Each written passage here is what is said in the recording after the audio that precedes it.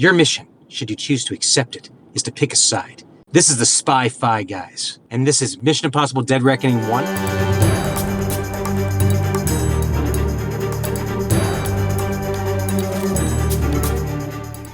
Welcome to the Spy-Fi guys, where we cover spy facts, spy fiction, and everything in between. I'm Christian.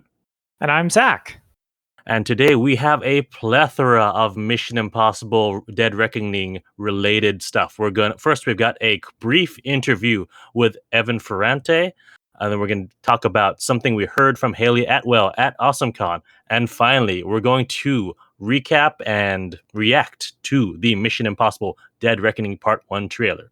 So first, you've seen him online in videos from Collider and Corridor Crew. You've heard him on podcasts such as Meeting Tom Cruise and our Spy Bros over at Minute Impossible. And maybe you've been lucky enough to have gotten a cameo message from him. It's Evan Ferrante, aka Not Tom Cruise. Hey, it's an honor and a privilege to be here. Thank you for having me. And, I just, I couldn't be more excited to review some spy thrillers, It's a target-rich environment to do that. Oh my gosh, it's uncanny. Oh, it's so good. It's so good. Evan, thank you so much for being with us here. Just remember, guys, it's not the plane, it's the pilot. Woo! So I know I've seen Top Gun Maverick 3 times already. Zach, have you seen it yet? I haven't yet, but I'm very much looking forward to seeing it. I heard it's one of the best movies of the decade. It's true. You beat me to it. I did my second viewing, but I'll probably be seeing it a third time. So I have a question for Evan. Shoot. Did your career come about because you like Tom Cruise, because you're good at impersonating Tom Cruise, or both? Yeah. Great question. No, it came about kind of as a fluke. I was in college. 1997 was the year. It was right after Jerry Maguire came out. And I was an actor growing up since I was 6. So I had like the entertainment bug in my veins, in my blood, but didn't have any kind of aspirations to be an impersonator or to mimic Tom Cruise or to do anything with the vocal prowess that that has gotten me many gigs today, as his vocal match and doing live appearances for corporations and commercials and everything, But so I had no business plan for this, no game plan. It simply was a means to pick up women. This is a true story. So I was in Boston University. So I went to Boston University, and I was 17 years old. Jerry Maguire just came out. My good friend Alex Merkin, who's a director in Hollywood now, he did a really great Jean-Claude Van Damme impression, and he was saying to me, you kind of have Tom Cruise's mannerisms, his pregnant pauses, his inflections, his like intensity, and you have his smile, his million-watt smile, and throw on these sunglasses and try these lines out. And it was like, help me, help you, help me, help you, just help me, help you. You see this coat I'm wearing? I don't need any more. You know why? Because I'm cloaked in failure. Ray, the fucking zoo's closed, Ray. The fucking zoo's closed. And so on and so forth. So we did like a little tag team kind of Abbott and Costello routine and knocked on dorm rooms and met women that way. And occasionally the doors opened and we were given entry with permission, of course. And we didn't waltz on in there. We, of course, asked for permission. And 80% of the time they let us in, and then 20% of the time they slammed the doors in our faces. We had a very, very good odds. We had a really good routine going. So we did that for a little while, and then it only became a professional pursuit when I started putting up videos on YouTube and Funny or Die, and learning that there was actually a demand for this thing I do, this crazy talent that I have. And then from there, I was off to the races, and I got a wig, and I got I did the glasses. It doesn't take much for me to get in character. It's really the voice and the mannerisms is a lot of it. I channel his energy, from the ether, and then I throw on, a leather jacket, wig, sunglasses, sometimes a flight suit, sometimes a navy whites, sometimes a Hawaiian shirt for cocktail, and yeah. How many cocktail requests do you usually get? I feel like that's lesser, It's not as frequent, but I'm doing a cocktail reception next week for happy hour. A lot of corporations have happy hour all right. to kind of loosen up their employees and to kind of unwind on Fridays. So I'm doing a bourbon tasting next week for a corporation a client that I've done a lot of work with. Nice. Okay, do you mind if I ask a couple more questions? Is that okay? I don't mind. That's why I'm here. So my first question is, does your career follow Tom Cruise's trajectory? like you said, right now you're really hot because of Top Gun. But there were times in the past where Tom Cruise was not so hot. Sure. Well, I would say yes, possibly. Maybe our graphs look the same, except for the fact that he is infinitely more successful than I am on paper. But I've had a good ride and I've had a good run. Absolutely, there's been down times. There's been periods where I want to throw in the towel or give it all up or just move on with my life and figure something else out. But then the offers come in and I can't say no to money and to basically providing for my family. I've got a kid now. I've got a baby, a 2-year-old toddler, and I got to pay for those diapers and wet wipes somehow. So, Right. I just, every time where there's a dry spell, I go through lapses and thinking like, I got to figure out something else. And, I'm currently a real estate agent on this. That's more of my full-time profession, to be honest. But the Tom Cruise gigs, even though I'm working a lot right now because of Top Gun Maverick, I still am doing it kind of on my part-time schedule whenever it's allowing me, it gives me that kind of, I have that leisure to do that. It's flexible. Nice. But yeah, I've gone through many, many ups and downs. I've, many years ago, several years ago, I'll just give you one example. I was early on in my career and I was a production assistant at the time and production coordinator, but I would still work as a freelancer infrequently. And I never knew where my next paycheck was coming from. And I was living in Queens. And even though it wasn't Manhattan, it was still kind of expensive to live, in the city. And I was in a lot of debt, like $15,000 worth of credit card debt. There was no, I couldn't even imagine how I could get out of that debt, climb my way out of that debt. And I was like 24 years old. I just started doing this professionally, I guess, as a Tom Cruise impersonator, even though I didn't make much money from it at that time. But I really just saw no end in sight how I was going to get out of this thing, this mess I was in. And I was, very depressed, morbidly depressed. I didn't have an out, I didn't have an exit strategy. So all of a sudden, this is before Facebook. This is like during MySpace era. Oh, wow. I get a message. I get a message from this company. And this is the first time I'd ever gotten like a message from a company in Australia. Okay. So it seemed like it seemed like a Nigerian email scam or one of these scams, and I of course was very skeptical. Right. But it said, we're very interested in you doing a couple commercial spots, like a campaign, and direct them for us, and act in them, and write them, and do everything. And we'll pitch us your best ideas, and then then give us a budget, and we'll hopefully greenlight it and give you some money.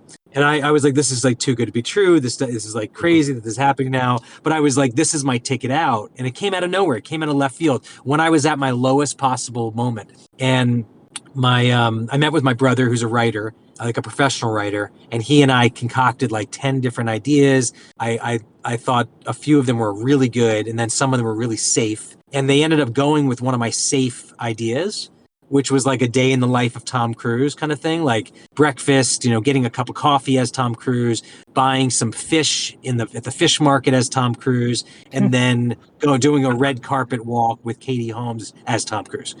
So, which was still funny, but it was the safest idea I had. So they went with it, asked me to budget it. I budgeted on the conservative side. It's still for the web, but I still was going to hire a professional crew, shoot it in multiple locations. And I was a producer at the time, so I kind of knew how to do that. But I budgeted about $60,000, I remember.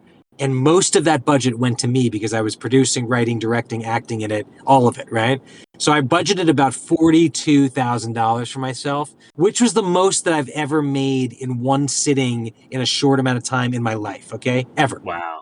To this day, I've never made that. I've never been cut that big of a check and gotten that much money in one sitting. So remember, I was about $15,000 worth of debt.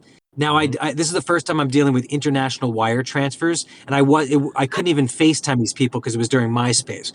So I was so nervous up until the day, so nervous because I had to pay my crew on time, or otherwise they could break my kneecaps. It was a union crew, And I was really nervous about everything because I was digging myself further into debt because they weren't paying me on time. They kept saying, "Oh, the wire transfer is coming. It's coming. It's coming." It never came until 2 days after production. It came 2 days after production started. Oh, wow. And finally it came through, but it came through in like thirds, which is what I asked for. But that still was enough for me to pay off my credit card debt in one sitting. Nice. And then it was like smooth sailing from that moment on. But that literally Tom Cruise himself indirectly saved me and my life. I was like suicidal thoughts, Oh, wow. super deep depression. And this has happened twice in my life now. Several years later, it also happened to me. I wasn't as depressed because I have like this feeling that he's like watching over me or God or Tom Cruise is God. He's a higher power in my life who somehow saves me and extracts me from the lowest points of my life when I need it most. You know, that story is almost a Tom Cruise movie. Right? It could be. Yeah, I would watch that movie. It's certainly in my memoir. It's in my memoir. Okay, so I have one last question. It's an easy one. Yeah. What's your favorite Tom Cruise movie? See, that's a good question. Yeah, It's a very easy question. I mean, it's easy, but it's not. Like, it's an easy question. Like, I don't have to like think too much, but it's a little complicated because one movie is very hard. So I gotta say, the movie that is, first of all, very underrated. I was gonna say Edge of Tomorrow because I love Edge of Tomorrow. Great choice. That's a good movie. And again, there's so many good ones like Risky Business and, obviously Top Gun, Days of Thunder, just nostalgia and like just awesome. But it's probably Risky Business or Rain Man, but that's not my answer. Okay. My answer, or Magnolia, Magnolia is his best performance. But my favorite movie that totally is engrossing and capitalizes off of every attribute that I know and love about Cruise, and it's him being so perfectly charming and charismatic and funny. Ready for this? You're not going to guess this All right, one. I'm ready. Okay. Are you ready? I almost blanked on the name. Hold on. So because I never think about it that often, but Night and Day is probably my favorite movie of his.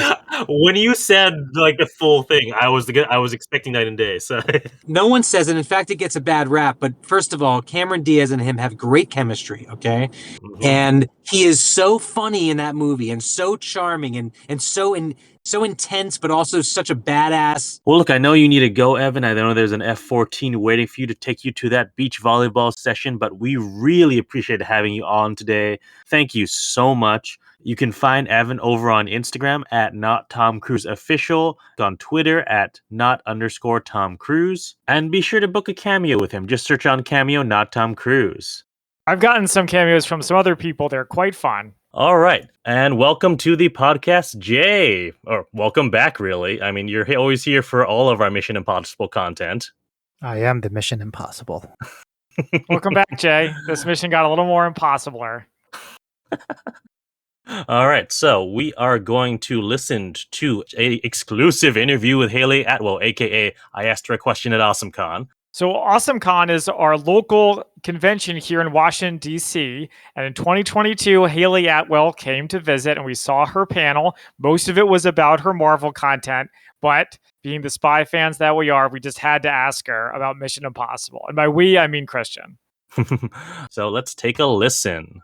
Hi, my name is Christian from Alexandria. Hi, Christian. So I love you in the Marvel movies, but I'm really excited to see you in the next Mission Impossible movie. Is there anything you can tease about stunts you did, maybe your character name, anything you can give us? It blows my mind. Every day on set going, what am I doing today?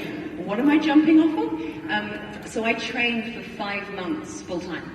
So I had an Olympic martial art expert who trained me every afternoon in mixed martial arts. So I was learning foundation techniques to work out where my natural sort of abilities lay, to develop a fight sequence for my character that would be tailored to my own strengths. And then we were running, because at one point the trainer said, you will be running beside Mr. Running Man.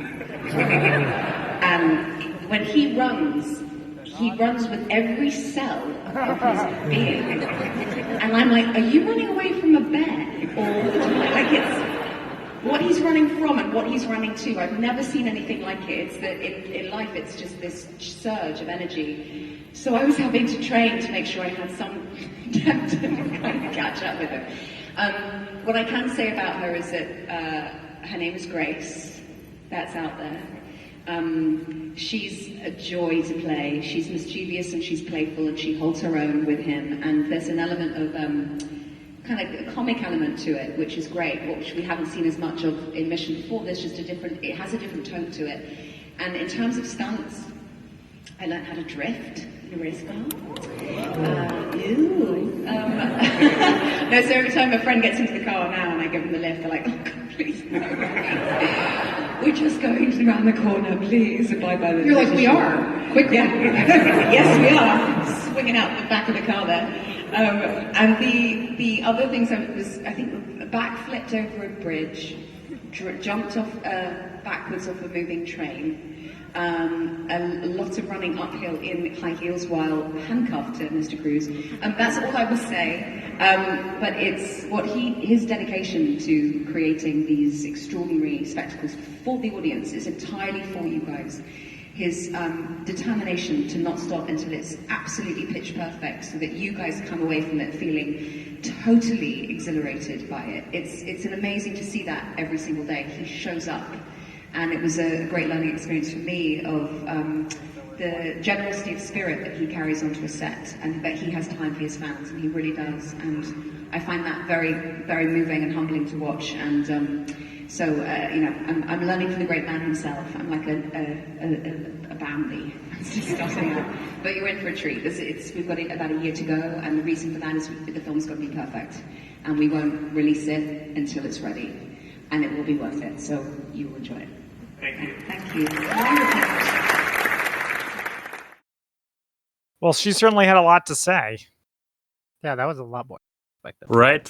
I think that it wasn't the first question, but it was one of the earliest questions, and she talked. I was expecting more of I can tease this, but mostly no comments. So I'm glad that we actually got a real answer out of her.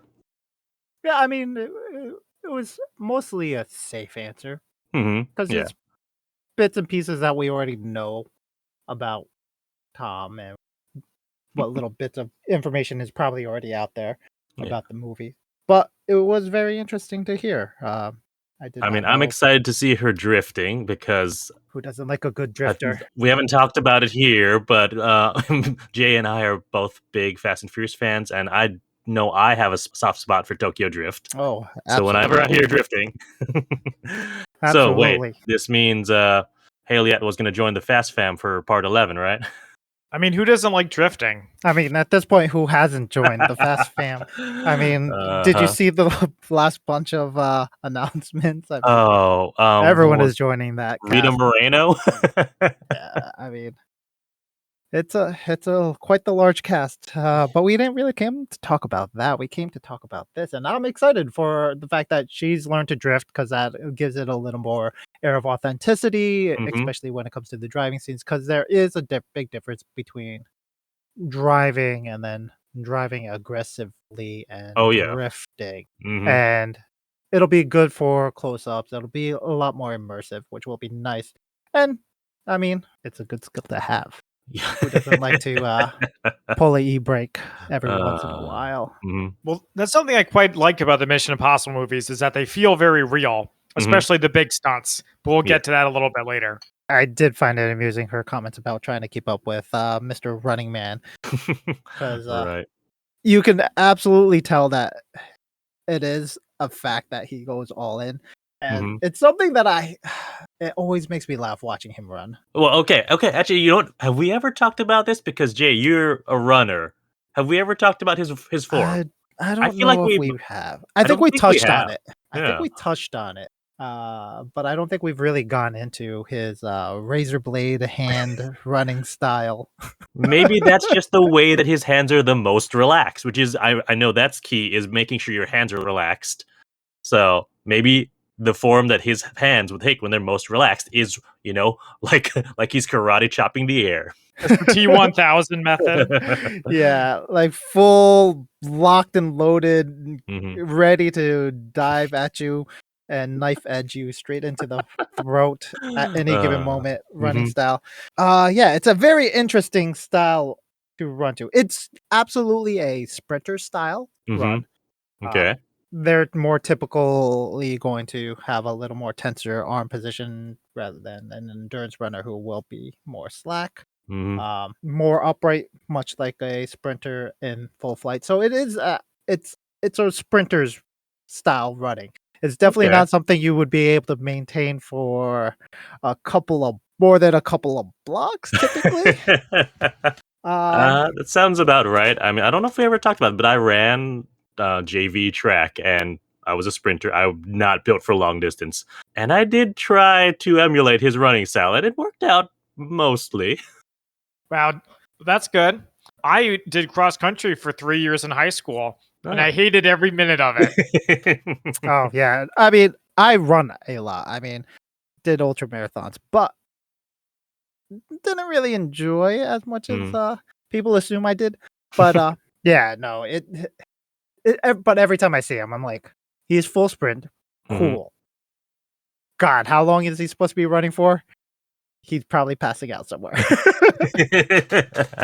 uh, Alrighty. Well, with that, why don't we just get right to the trailer? So I have a brief recap of what's in the trailer. We start with horses in a desert. There's a montage of a bunch of different locations. We get a voiceover. It's Kittredge from the very first movie. We get a lot of quick shots. We see every cast member. We see Elsa. We see Benji. We see Luther. We see, of course, Tom. Or actually, no, we don't see. We see a brief glimpse of Tom. We see Quick fire. Vanessa Kirby. We see who else? What's her name from Guardians? Mantis. I always forget her name. I didn't even see her, so nice job. Palm. Yes, Palm Clementif. Thank you. We see a bit with Elsa with an eye patch as she's holding a sniper rifle, and then we hear from Kittredge, "You need to pick a side." And then Cruz gives this head shake, this very meaningful head shake. Then there's some fighting. There's a car chase that happens. We see Venice. We see a room getting gassed. We see a yellow car chase, which had Cruz and Hayley Atwell in it.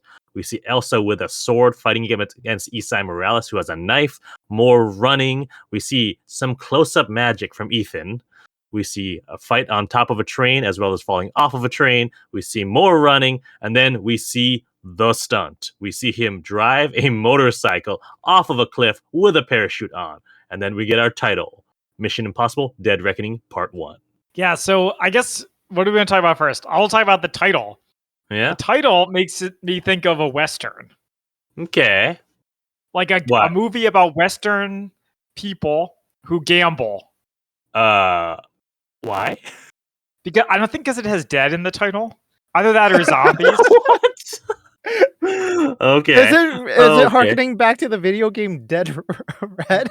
Red Dead Redemption? Yeah, probably. Oh, gosh. I'm just saying if the title for Red Dead Redemption 3 was Dead Reckoning, Reckoning. it would have made perfect sense. Also, we should say it's part 1.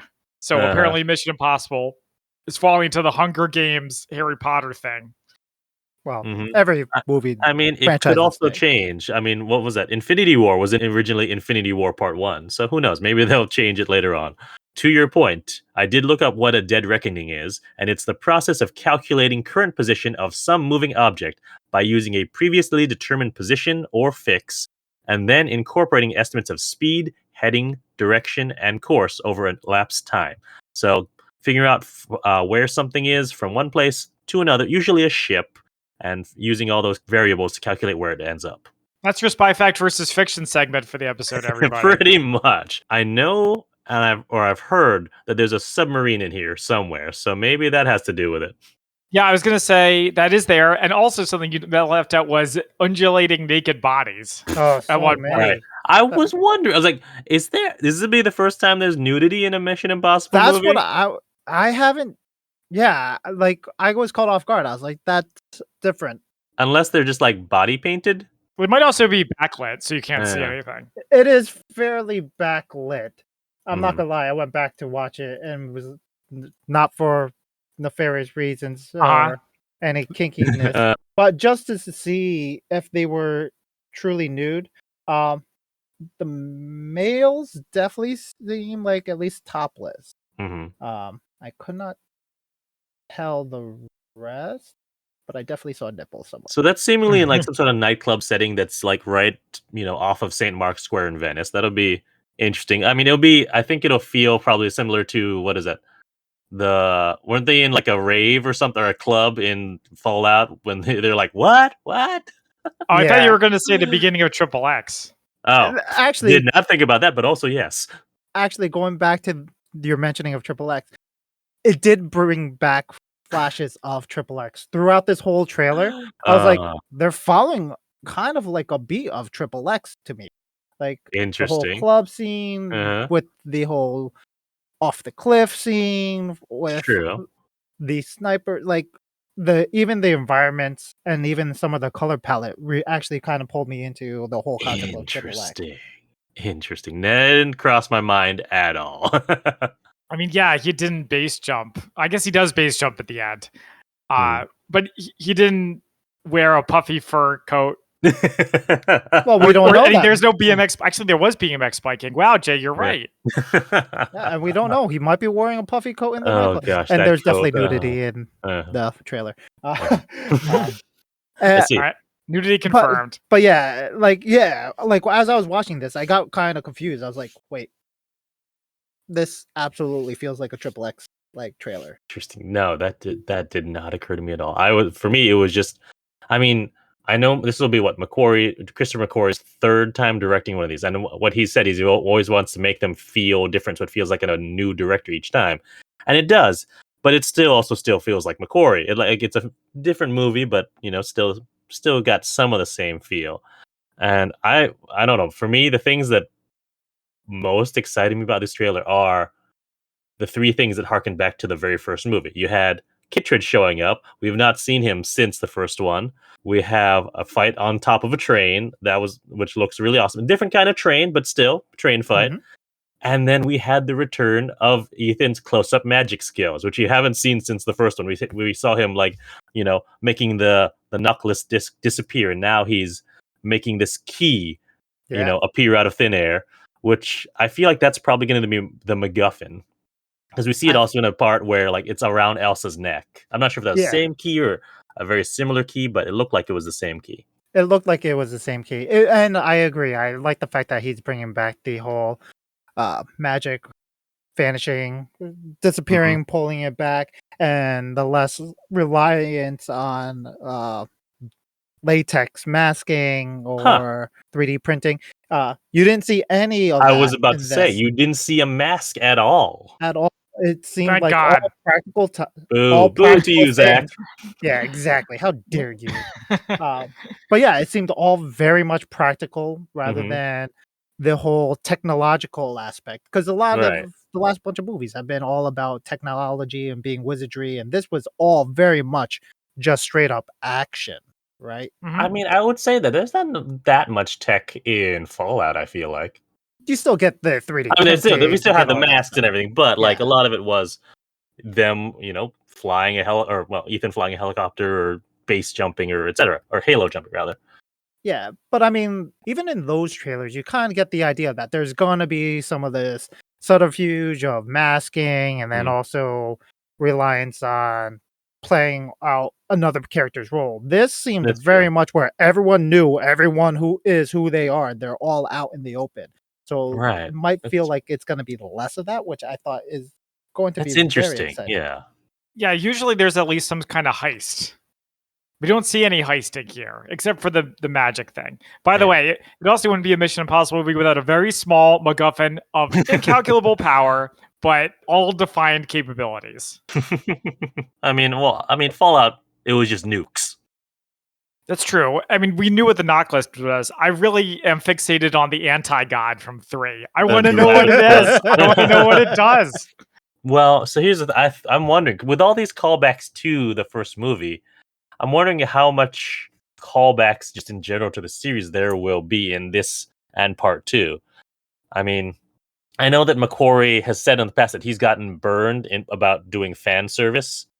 Specifically, he called out a scene in the first Jack Reacher movie where Tom Cruise is shirtless and they show a bunch of scars, and they're actually, each scar is a reference to something that happens in a lot of the Reacher novels. And people just dinged him and said, well, you're just showing Tom Cruise shirtless. Why do you do that? So after that, he's like, you know what? No, I'm not going to do just mindless fan service. If I'm going to make a reference, it's going to mean something. And it's going to be meaningful. And it's just not, oh, hey, there's that thing. Well, I remember when we had a rampant speculation meeting with Mission Impossible and Minute Impossible, and you guys were just going like, I hear this guy from 2 is in it, I hear this girl from 4 is in it, I hear this villain from 3 is in it. And just like boom, boom, boom, boom, boom. And I had no idea what you guys were talking about. And obviously none of that ended up happening. So if you're going to have callbacks, I like the idea more of them fighting on a train or him using magic as opposed to a character who most of us aren't going to remember. Most of us casual fans. All right. That makes sense. I don't know. I feel like, well, I don't know. If characters like, say, Zen, what's her name? Maggie Q's character from 3 showed up, would you remember who she was? Or is that only because you saw it recently with us? The latter. Okay. No, and I get that. Yeah. Considering how long the franchise has been going, I mean, there's a lot that people are going to forget or miss out, or people who are coming in later into it. I mean, there's a lot of people who came in really late into, or I mean, in the later series. I mean, it's been. I mean, it's by the time that part 2 comes out, it will have been 30 years. Is that right? 2024. Whoa! I believe it. I'll have been a fan of this franchise for 30 years. Whoa, that's crazy. That's great. Good things deserve to last. Just a quick callback to what you were saying about how they want every movie to be a different movie and to focus on different things. I think this trailer actually also portrays that because the amount of cutscene, like the amount of bam, bam, bam, bam in it, definitely feels a dramatically larger amount of those quick cutscenes and beats.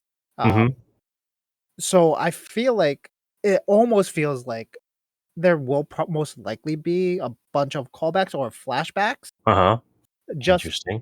Mainly just because typically when you see those flashes, the little quick a montage. jump back, right? It's a quick jump back, right? So it almost prepares you for the possibility that it's going to be that way. Like they're going to pull in a bunch of other things because it's just going to be like hit after hit of, hey, remember that? Hey, remember that? Hey, remember that? Or in this case, this is a tidbit that you're going to look at. You're going to see this. You're going to see this. And just because they're giving us so much, it makes me wonder how long this movie is going to be. I mean, I feel like Fallout, was it like 3 hours? I think it was. It was close to that. 240 or something like that. Okay. Yeah, so while you're looking that up, Jay, it's interesting you say that because I kind of had the opposite reaction where it looked great, but it looked the same. Running, punching, car chases, more car chases, and then a big stunt. Like we've seen it before, and I know that's what Mission Impossible does, but yeah, that's the thought. I mean, that's what we want from a Mission Impossible movie. No, I know, I understand that, but then don't tell me that's like a completely different movie because it isn't. I'm not saying it's a different movie. I'm just saying it's a different feel to it. Like in terms of like the way that the cinematography is, all that sort of stuff. I guess we'll have to see the movie and find out because this is just a teaser trailer. Yeah.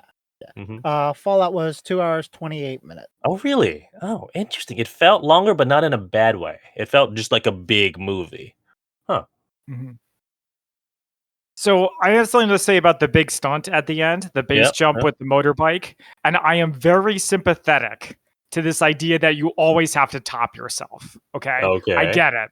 Like, I get that every time he's expected to do a big stunt and it's tough. But that being said, I wasn't that impressed by this one. And the reason why is because Tom Cruise is wearing goggles on his face. So even though you and I, the super fans, know that it's actually Tom Cruise doing it, you can't tell that it's him. It could be a stunt guy. So it doesn't feel as real as some of the other stunts he's done in the other movies.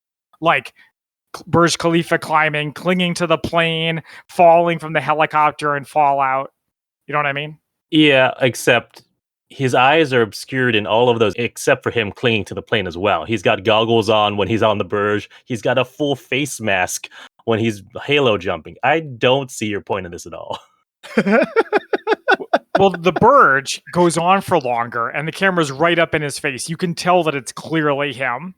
Yeah, I but just really like this that. Again, this is just a teaser trailer. We're not going to get the entire stunt in one teaser trailer. I'm sure there's more to it that we'll be able to see. Oh no, this is actually Tom Cruise. Okay, I'll be happy to be proven wrong in that case. So there is a submarine in the trailer. Oh, okay, all right. So I thought there was, but I know I've also heard that there's a submarine in there, but I don't remember if I actually saw it. Yeah, there is 100%. I'm just having it run in a loop as we're recording. Something I noticed watching it again after the interview with Hayley is I looked carefully at their hands, and they are handcuffed together. Mhm, I didn't notice that the first couple times that I watched it. Yeah, I got flashbacks to Tomorrow Never Dies, in which Pierce Brosnan and Michelle Yeoh are handcuffed together, and they have to like ride a motorcycle. Yep, And I'll- and they spin around, Yep, and yep, yep. all that good stuff. Which it'll be fun to see that sort of stuff again, and just sort of hijinks that will ensue from that. I don't remember that. Maybe I haven't seen Tomorrow Never Dies. I don't think you have, and we're gonna remedy that very soon. Mm. Nice. Mhm. Yeah, a new James Bond movie. Yeah. So I think, is this the first time we've had any actual like sword play in a Mission Impossible film? Yes, think that was actually something I was going to bring up. Is how excited I am for Yeah. actual swords. I mean, as much as I would love to, see Tom Cruise bring out his sword skills from the Last Samurai days, I'm excited to see what kind of skills Elsa has. I'm looking forward to some gun kata. Oh gosh, the gun kata. I forgot about that from Equilibrium. So good. Yeah. Yeah. I don't know. I'm just understandably, because this is me, I'm excited about this movie, and I'm really curious how Kittredge is going to play into this, because I feel like last time we saw he was head of IMF.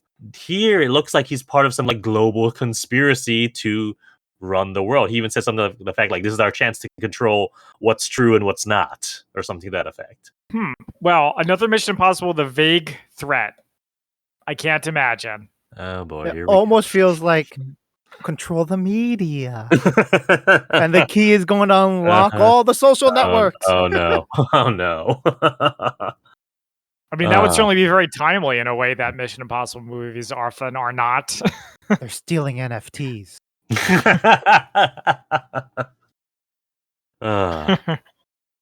Let's make some wild predictions. Wild mass guessing. Oh, I got a wild prediction for you. All right.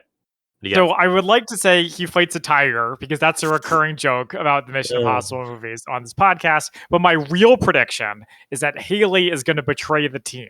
Oh, interesting. Interesting. It might be a double like fake out, like she betrays the team and then is secretly a good guy after all. But that's what I'm going with. All right. See, I don't know if I'd necessarily believe the first part that she's going to betray the team. She'll be betraying the team, because we've already had that just one movie go with Henry Cavill, and also usually there's always like, well, in a bunch of them there's an IMF traitor. I like the double cross, or like the reverse though, that it seems like she's being a traitor, but that she's actually not. So I'd be okay with that. I'm just, it seems like too soon after Henry Cavill's turn that we're going to get something like that. The difference is that Henry Cavill looked like an obvious bad guy. True. And who would suspect Hayley with her sweet little innocent angel face? All right, Jay, any predictions? Wild mass guessing? There's going to be at least 30 seconds to a minute of them driving backwards in that yellow Fiat. I can see that. All right. Ooh, that'd be fun. All right. So my prediction, I mean, it's in the title there.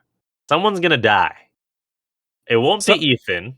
It won't. I don't know that it'll be. I hope it's not Benji. Oh, that'd be sad. I don't think it'll be Ilsa. My money's on Luther.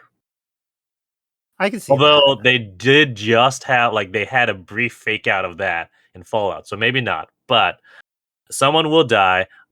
And my other prediction, Hayley Atwell is going to be the one to carry the franchise forward after Ethan retires at like the end of part 2. Oh, that's an interesting. You better get used to running to those high heels, Hayley. That would be very interesting. Hmm. I guess I could see it. I mean, although, yeah, I guess that could work. Yeah. I'm just thinking like scheduling and all that stuff. That Yeah, I mean, she is mostly wrapped up with the MCU, seemingly. I mean, another person at AwesomeCon actually asked, when are you going to return? And then she basically said, I'd love to. I don't know yet. So who knows? that'd be. Well, I mean, Also, they'll somehow have- Cavill fit both, filming for DC and as well as doing Fallout. So you can make Well, it work not if you just all of schedule. them. Okay, I forgot about the mustache. yeah. His mustache didn't quite make Bam! it. Which I know they could have made that happen.